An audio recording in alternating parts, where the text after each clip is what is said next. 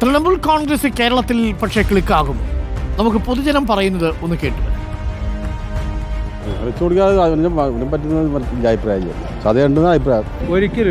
ഒരിക്കലും പിടിക്കില്ല. കാരണം അങ്ങേരെ സ്വഭാവം അങ്ങനെയാണ്. അത് തന്നെ എല്ലാ പാർട്ടി വിട്ടുപോയ നേതാക്കന്മാർ എങ്ങനെയായിരുന്നു അതേപോലെ തന്നെ. പി വി അൻവറിന്റെ പാർട്ടി കേരളത്തിൽ ക്ലച്ച് പിടിക്കില്ല. ഇന്നുവരായിട്ട് ഇപ്പോൾ ആം ആദ്മി തുടങ്ങി. എന്തായിരുന്നു സ്ഥിതി? തൃണമൂൽ പഠിക്കല്ലോ, ബംഗാളിലില്ല. ആരെ കൊണ്ടുവരും? ആരുണ്ടാവില്ല. കേരളത്തിൽ പച്ച പിടിക്കില്ല. അതാ നിലമ്പൂർ ഭാഗത്ത് കുറച്ച് ആൾക്കാരുണ്ടെങ്കിലുള്ളൂ. ഇങ്ങോട്ട് കോഴിക്കോടൊന്നും തീരെ വെച്ചില്ല. ഇവിടെ നടക്കൂലോ. അയ്യേ ഇവിടെ വേണ്ടേ? തിരുമുഖം പഠിച്ചല്ലോ. ഇപ്പോൾ ഉണ്ടാക്കി വിട്ടേ ആദ്യം. ഒരു സാധ്യതയില്ല. പിന്നെ അൻവറല്ലേ നേതാവ്. ഒരു സാധ്യതയില്ല. തൃണമൂൽ കോൺഗ്രസ് സത്യത്തിൽ ഇവിടെ ഇല്ലല്ലോ.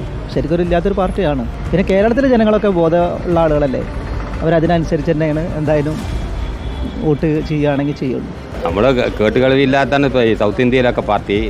സംശയമാണ്, ഉറപ്പൊന്നും പറയാൻ പറ്റില്ല. കേരളത്തിൽ വന്ന തൃണമൂൽ കോൺഗ്രസിന് വലിയ ബേസ് ഉണ്ടായില്ല. ഇല്ല, അത് ക്ലച്ച് പിടിക്കാൻ സാധ്യതയില്ല. ഇവിടെ പാരമ്പര്യമായിട്ടുള്ള പാർട്ടികളുണ്ടല്ലോ, അവരിനെ മറ്റേ ശയിച്ചുകൊണ്ടിരിക്കുമ്പോൾ ഒരു പുതിയ പാർട്ടി എങ്ങനെ ക്ലച്ച് പിടിക്കുക?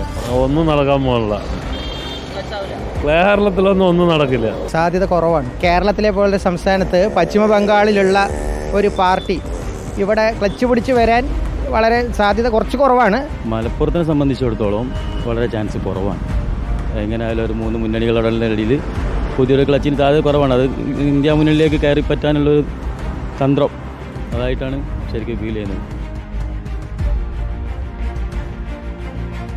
ചുരുക്കത്തിൽ ശോകമാണെന്നർത്ഥം.